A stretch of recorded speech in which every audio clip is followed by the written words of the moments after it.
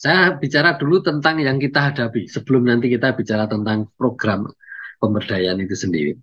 Bahwa yang kita hadapi itu adalah sebuah fitur pangan yang masih Jawa sentris.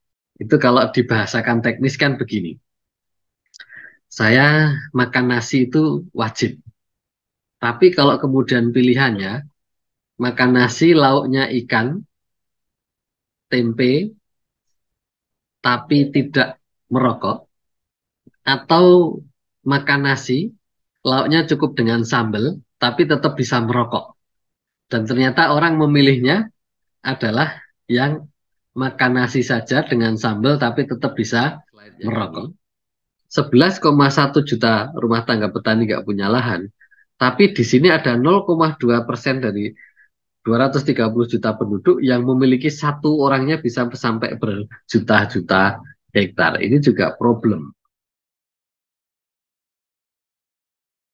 Baik, terima kasih. Assalamualaikum warahmatullahi wabarakatuh. Waalaikumsalam warahmatullahi wabarakatuh. Baik, Bapak Ibu yang saya hormati, senang sekali saya bisa ketemu dengan Bapak Ibu di malam hari ini meskipun kelas online. Waktu dulu saya jadi konsultan nasional EDB, kerjanya jalan-jalan itu. Jadi kunjungi sana, kunjungi sini, tanya sana, tanya sini. Makanya tadi ditulis traveling itu ya Pak ya? Iya. Baik Bapak Ibu yang saya hormati, di mata kuliah ekonomi sumber daya manusia ya. Saya akan menyampaikan berkaitan dengan pemberdayaan rakyat untuk generate ekonomi berkelanjutan atau generate income berkelanjutan. Sebenarnya ini nanti saya lebih banyak cerita tentang apa yang kita lakukan saja dari Sabang sampai Merauke, tapi kelihatannya lebih banyak yang ke arah timur daripada yang ke arah barat.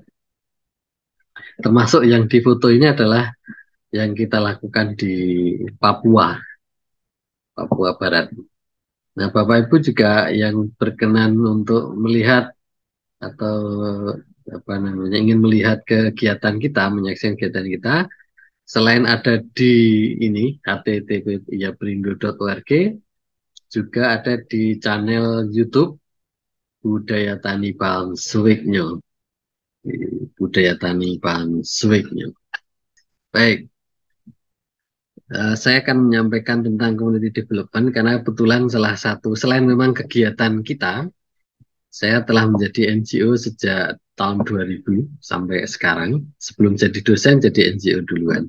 Sehingga salah satu memang concern saya di waktu mengambil S3, itu selain environmental sciences juga community development atau pemberdayaan. Saya ambil ini dulu waktu kuliah dengan Pak Heri Setiawan. Tapi nanti saya juga menganalisis sendiri untuk mencocokkan. Jadi waktu itu saya tertarik dengan presentasinya Pak Heri Setiawan tentang profil masyarakat Indonesia yang kita hadapi berkaitan dengan konsumsi. Bahwa yang tertinggi memang beras, tapi yang kedua itu adalah sigaret, tembakau. Baru kemudian urusan sayuran, ikan, telur, dan itu adalah yang lebih bawah. Padahal kalau kita bicara tentang nutrisi, itu mestinya kan yang justru sayuran, ikan, telur, buah, dan lain-lain.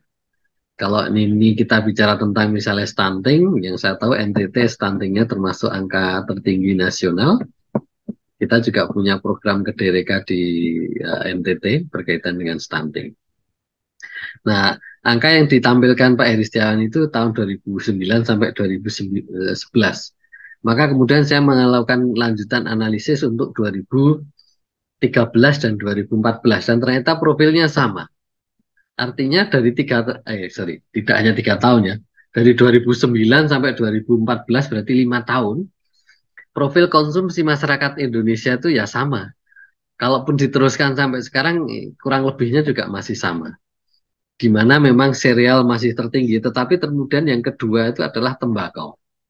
Bahkan di tahun 2014, selisih antara padi-padian atau sereal dengan tembakau itu hanya 1,7%. Sangat tipis. Itu kalau dibahasakan teknis kan begini. Saya makan nasi itu wajib.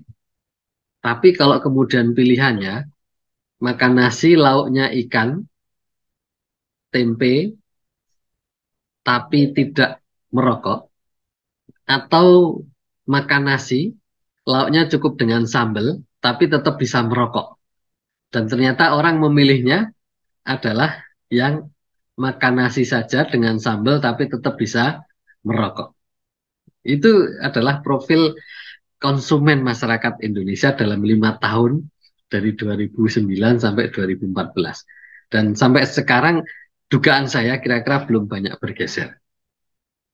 Artinya tadi masih bicara tentang karbohidrat dan bicara tentang sigaret, tembakau sebagai pilihan kedua. Jadi tadi makan nasi pakai sambal tapi tetap bisa merokok daripada makan nasi lauknya ikan atau lauk tempe tahu tetapi tidak merokok. Yang berikutnya yang kita hadapi adalah Indonesia dengan tanah air beta, ya, sangat luas dari Sabang sampai Merauke dengan 17.508 pulau-pulau yang tersebar dan ini luas sekali. Bayangkan kalau Bapak Ibu perhatikan ujung barat ini, di mana Pulau W, ini setara dengan Burma atau Myanmar. Sedangkan Papua di ujung timur ini kalau ditarik garis lurus ke atas ini Korea, Jepang di situ tuh. Artinya kan luas sekali memang Indonesia. Mungkin saking luasnya itu akhirnya tidak fokus atau susah untuk memfokuskan pada sesuatu. Ini karena tantangan yang luas ini. Dulu Indonesia negara maritim, tapi sejak di bawah jajahan Belanda menjadi negara tidak maritim karena dibatasi pergerakannya oleh Belanda. Dan itu ternyata kemudian keterusan sampai saat ini. Sehingga termasuk yang menjaga laut itu jauh lebih sedikit dibanding yang menjaga daratan. Jadi tentara angkatan darat itu lebih banyak daripada tentara angkatan laut. Tapi sekarang Panglima TNI-nya hari ini disetujui adalah Laksamana Yudho Margono itu dari Angkatan Laut. Oke. Baik. Kita bicara daratan kita meskipun hanya sepertiga dari total wilayah tapi luas. Dan itu yang kita hadapi kalau kita bicara tentang pertanian. Karena ada 192 juta hektar. Sayangnya dari 192 juta hektar itu yang 74% itu adalah sudah diklaim dimiliki oleh satu sektor tertentu yaitu hutan. Maka dilindungi dengan undang-undang kehutanan. Di sisi lain, 80% petani gurem itu memiliki lahan kurang dari 1 hektar. Sementara dari 28 juta rumah tangga petani, itu yang 11,1 juta rumah tangga petani itu tidak memiliki lahan. Berarti yang memiliki lahan hanya 16,9 juta rumah tangga petani. Nah, tidak semua petani kita punya lahan. Terus kemudian, kalau mayoritas atau makanan utama secara umum di Indonesia itu masih beras, ternyata penghasil pangan yang berupa sawah itu dari 13 juta, kalau sekarang sudah menjadi 15 juta hektar, itu yang separuhnya juga masih di Pulau Jawa, tidak di yang lain. Sehingga kemudian beberapa daerah itu pada prinsipnya bilang adalah impor beras. Dulu sebenarnya tidak semua masyarakat itu mengkonsumsi beras, tetapi kemudian ketika tahun 80-an kita mendeklarasikan swasembada beras, dan kemudian terjadi dalam tanda kutip berasisasi nasional, maka kemudian seluruh masyarakat Indonesia mengkonsumsi beras dari Sabang sampai Merauke. Tapi saat di Inde itu masih banyak yang mengkonsumsi singkong, dan singkongnya enak. Waktu saya di Inde sering ketemu singkong yang enak ini. Mudah-mudahan sekarang masih ada itu singkong enaknya. Nanti kalau kalah sama beras, singkongnya ditinggal nanti. Dan kalau Bapak Ibu pengen tahu tentang fitur produksi pertanian kita, ini juga yang kita hadapi. Saya bicara dulu tentang yang kita hadapi, sebelum nanti kita bicara tentang program pemberdayaan itu sendiri. Bahwa yang kita hadapi itu adalah sebuah fitur pangan yang masih Jawa sentris. Bapak Ibu bandingkan bahwa kalau dilihat dari wilayah ini, Jawa itu hanya 6,8%, penduduknya 57%, populasi ternaknya 50%, produksi padinya 51,4%, kedelainya 61,8%, jagungnya 53,4%. Yang lainnya tentu di bawah itu. Artinya masih fitur pangannya adalah Jawa sentris. Termasuk kalau kita di peternakan, saya kebetulan dari peternakan, bicara tentang swasembada daging sapi, sebenarnya yang belum swasembada itu DKI atau daerah khusus ibu kota, Jabodetabek terutama. Karena 80% konsumen pangan itu sebenarnya lari ke sana. Kalau saya yakin di daerah-daerah itu sebenarnya swasembada. Nah, sekali lagi kalau kita bicara fitur pangan masih Jawa sentris. Ini tentu ada satu pertanyaan, why, what, gitu, kenapa? Oke, di sisi lain ini juga yang kita hadapi adalah banyak daerah-daerah terpencil yang eksklusif yang masih belum memiliki kesadaran tentang perkembangan dunia luar. Ini salah satu masyarakat yang kita dampingi di suku asli di Papua namanya Kokoda. Itu mereka masih menggunakan konsep dalam ya mirip kalau bahasa dulu kita bicara nomaden. Saya masih menjumpai ini. Saya 5 tahun mendampingi masyarakat Papua ini dari 2011 sampai 2015. Dari mereka nomaden, pindah-pindah dari sana ke sini, gerudak-geruduk, sampai akhirnya tinggal di satu wilayah, tinggal di satu tempat, dan kemudian membentuk satu pemerintahan desa, sampai kemudian ketika pada Desember 2015 dilantik kepala desa yang pertama kali, maka kemudian saatnya kita pulang ke Jogja. Nah, dulunya mereka kalau butuh sagu tinggal ke hutan. Tapi masyarakat dari luar Papua kan juga berdatangan. Dan ketika berdatangan itu mereka melakukan pertanian dan lain-lain. Lama-lama kalau masyarakat asli tidak menyadari terhadap perkembangan itu, mereka kemudian justru akan ketinggalan.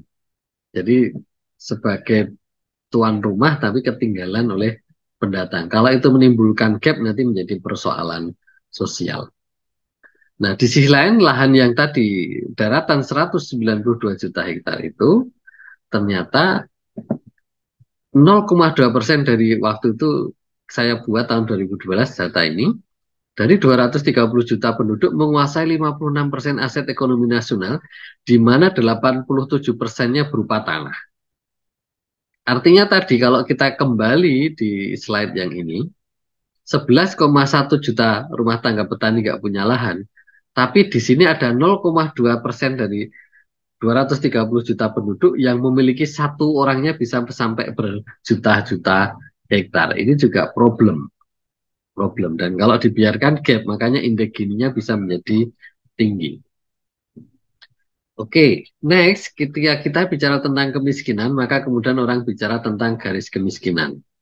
Dan kalau dilihat dari angka garis kemiskinan dengan menggunakan pendapatan, di mana tahun 2019 kalau orang atau keluarga dengan pendapatan di bawah 440.538, ini tahun 2019, maka berarti dia termasuk miskin. Dan kalau di bawah itu berarti di bawah garis kemiskinan. Sekarang tentu sudah berubah angka ini, tetapi kurang lebih ya masih segini. Artinya belum mencapai 500.000. Artinya kalau ada keluarga dengan pendapatan di bawah 500.000 katakanlah dibulatkan, maka berarti dia masih di bawah garis kemiskinan. Itu jumlahnya di Indonesia kira-kira 11%. Kalau sekarang 270 juta berarti kira-kira 30 juta penduduk Indonesia memiliki pendapatan di bawah 500.000 per bulan. Ini juga yang kita hadapi. Jadi sisi lain kita bicara pemberdayaan, peningkatan ekonomi, tapi kita juga menghadapi sekitar 30 juta penduduk Indonesia di bawah garis kemiskinan. Nah, kalau dulu variabelnya ada 14, 1 sampai 14 ini. Dan ini yang sering digunakan. Nanti kita mau pakai jalan singkat atau jalan lama itu kan pilihan. Kalau pemberdayaan tentu tidak menggunakan jalan ini. Karena kalau menggunakan jalan itu sebenarnya simpel sederhana. Karena persoalan 1 sampai 6 itu selesai dengan dilakukan program yang namanya bedah rumah dan kita juga pernah melakukan itu. Dan memang manjur. Karena kemudian indikator yang semula di dalam ini kan begitu tanah lantainya masih tanah termasuk miskin, dindingnya bukan tembok tetapi masih menggunakan bambu berarti miskin, tidak punya MCK berarti miskin, selesai dengan bedah rumah. Sehingga banyak kabupaten yang melakukan program ini karena untuk menghilangkan variabel 1 sampai 6. Memang biayanya banyak tetapi manjur, ibarat obat itu manjur. Tapi ini sebenarnya hanya bersifat lip saja, tidak bersifat substansial. Karena apakah kemudian ketika orang dibangunkan rumah dengan tembok, dengan lantai yang tidak tanah itu berarti kemudian sudah terangkat pendapatannya? Kan enggak. Tetap saja dia akan seperti semula kalau secara ekonomi tidak ada perubahan. Sehingga kemudian menjadi non kemiskinan tapi non miskin yang semu. Karena indikatornya indikator fisik yang dilakukan, yang itu kemudian dijawab dengan fisik pula. Oke, kita mulai masuk lagi yang kita hadapi juga bahwa sektor pertanian itu memang sektor yang handal. Di saat kemarin COVID, selama pandemi, yang lain tumbang dengan pertumbuhan yang negatif, maka yang pertanian masih tetap bertengger dengan angka yang positif. Ini sebenarnya sudah yang kedua kalinya, karena dulu ketika di era krisis tahun 98, 97, 98, itu juga terjadi hal yang sama, di sektor yang lain tumbang, sektor pertanian tetap tumbuh bertengger dengan positif. Ini menunjukkan bahwa sebenarnya kita berada di dalam area yang survival karena di daerah pertanian. Oke, kalau kita bicara global, kita juga berhadapan dengan dulu namanya MDGs. Nah, ada 1, 2, 3, 4, 8, sekarang namanya SDGs, ada 17 poin, jadi makin banyak lagi.